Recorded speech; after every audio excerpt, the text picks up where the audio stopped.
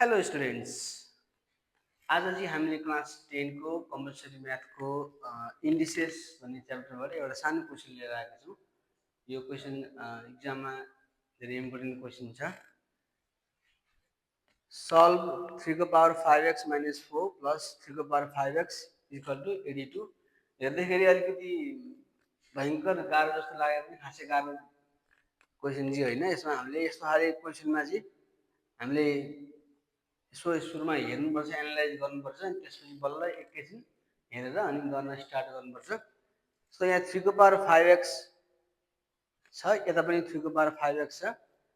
भनेपछि यहाँ आइडिया लगाउने यहाँ के कमन निकाल्न मिल्छ कि भन्दा आइडिया लगाउने कमन निकालेर अनि हामीले x एक ठाउँमा राखेर अनि हामीले x को भ्यालु त्यसरी सल्भ गऱ्यो भने यो छिटो हुन्छ। यो यस्तो खाले हिसाबहरू जति प्र्याक्टिस गर्यो त्यति आउने। सो म्याथमा भनेको हामीले प्र्याक्टिस गर्न छोड्नु हुँदैन। प्र्याक्टिस गरे गर्ने आज आउँदैन, भोलि आउँदैन, पर्सिबाट आउँछ। सो किप ट्राइङ है। यसलाई हामी गर्न ट्राई गरौँ।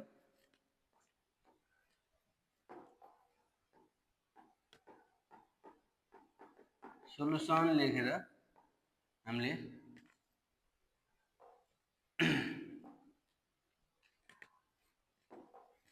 जस्तै यहाँबाट सुरुमा दिएको कुराहरू लेखौँ।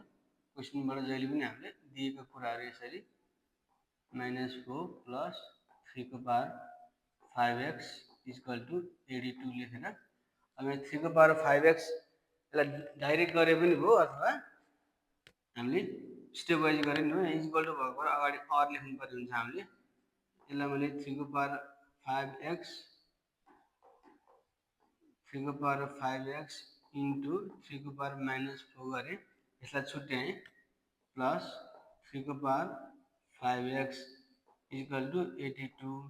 अब हेरौँ त यहाँ यो टर्ममा 3 को पावर 5x र यहाँ 3 को पावर 5x हामीले कमन निकाल्नु मिल्छ। यसरी हामीले कमन निकाल्छौँ 3 को पावर 5x।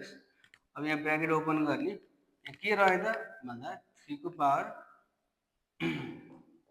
पावर -4 कमन निकालेपछि यो 3 को पावर -4 रिमेनिङ कुरो भयो, प्लस यो निक्लिसकेपछि यहाँ 1 बाँकी रह्यो इक्वल टु 82। अब यसलाई अलि माथि सारौँ, 3 को पावर 5x यो 3 को पावर -4 लाई तल ल्यायो भने हामीले 1/3 को पावर 4 हुन्छ, प्लस 1 इक्वल टु अरू जस्ताको तस्तै सार्ने।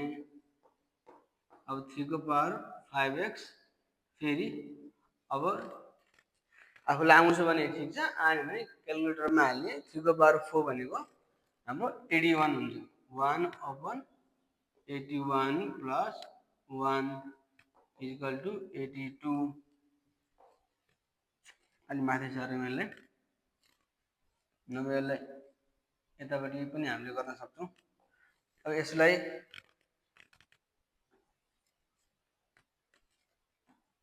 और 3 को पावर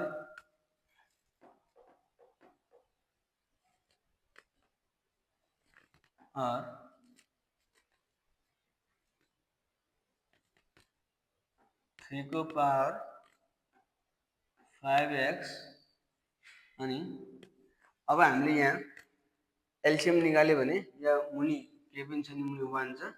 1 र 81 को हाम्रो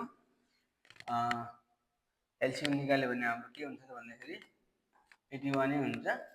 अनि यो 81 डिभाइड बाइ 81 1 अनि 1 ले माथिको न्युमरेटर 1 लाई मल्टिप्लाई गरेर 1 भइदियो, बीचको प्लस लेख्नु पर्यो। त्यसपछि 81 डिभाइड बाइ डिनोमिनेटरको 1 81 हो, 81 ले फेरि न्युमरेटरलाई मल्टिप्लाई गरेपछि हाम्रो 81 हुने भयो।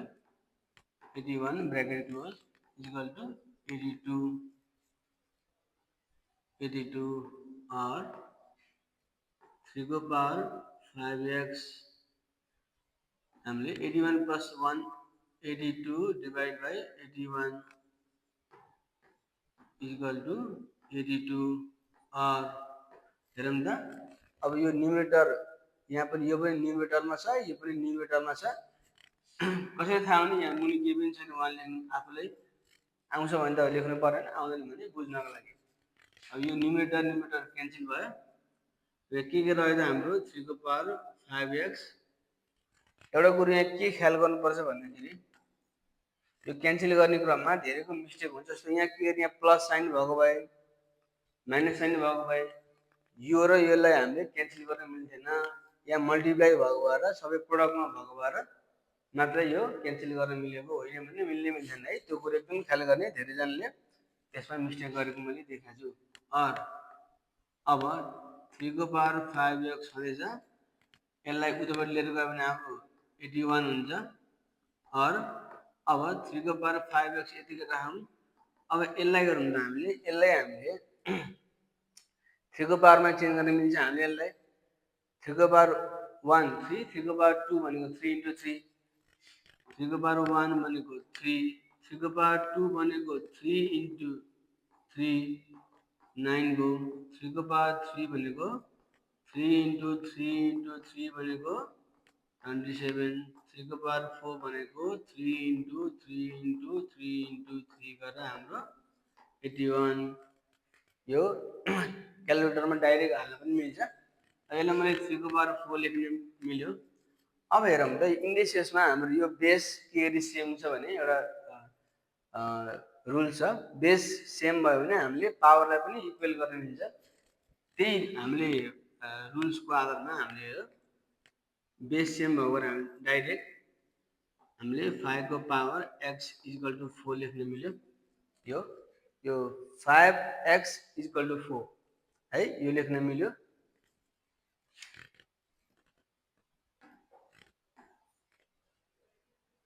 त्यही यो बेस सेम भएको भएर अब हामीले के लेख्न मिल्यो त भन्दाखेरि 5x इक्वल टु 4 लेख्न मिल्यो। हेरौँ त यो एक्सबाट हामीले 5 हटाउनु छ, त्यही भएर हामीले दुवैतिर हामीले यसरी 5 ले डिभाइड गऱ्यो भने एक्समा भएको 5 बाट हामीले एक्सलाई एक्लै हुन्छ, हामीलाई एक्सको भ्यालु चाहिएको छ। त्यही भएर यो 5 र यो 5 क्यान्सल भएर therefore x equal to 4 upon 5 is our answer। यसरी हामीले गर्यो भने हाम्रो नम्बर पनि आयो। Thank you so much.